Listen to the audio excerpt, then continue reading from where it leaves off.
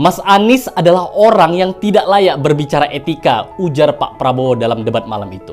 Kenapa? Ini penjelasannya. Etika seperti apa yang Mas Anies maksud ketika Mas Anies menjadi Menteri Pendidikan, kemudian dipecat oleh Pak Jokowi dan kemudian dirangkul oleh Pak Prabowo? Etika seperti apa yang Mas Anies maksud ketika Mas Anies datang ke rumah Pak Prabowo dan akhirnya keluar dengan rekomendasi sebagai calon gubernur Jakarta? Etika seperti apa yang Mas Anies maksud ketika Mas Anies menjadi calon gubernur kemudian tidak punya biaya dan akhirnya Pak Prabowo membiayai itu semua?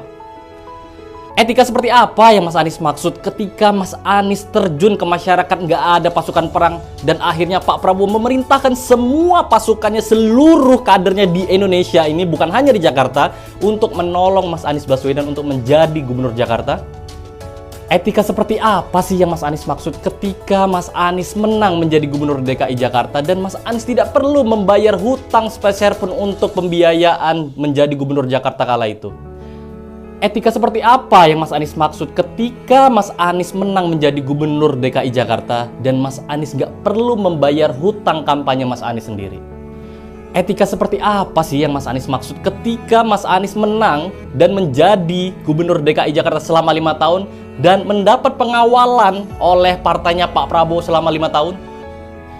Etika seperti apa yang Mas Anies maksud setelah Mas Anies mendapatkan semuanya dan akhirnya Mas Anies menerima pinangan dari rival politiknya Pak Prabowo?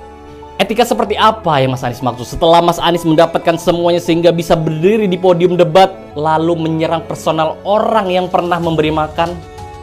Memang benar kata pepatah Arab. Saya yakin Mas Anies pasti paham pepatah Arab ini. Berilah makan seekor anjing selama 3 hari, maka dia akan mengingat Anda selama 3 tahun. Dan berilah makan seorang manusia selama 3 tahun, maka dia akan segera melupakan Anda dalam waktu 3 hari.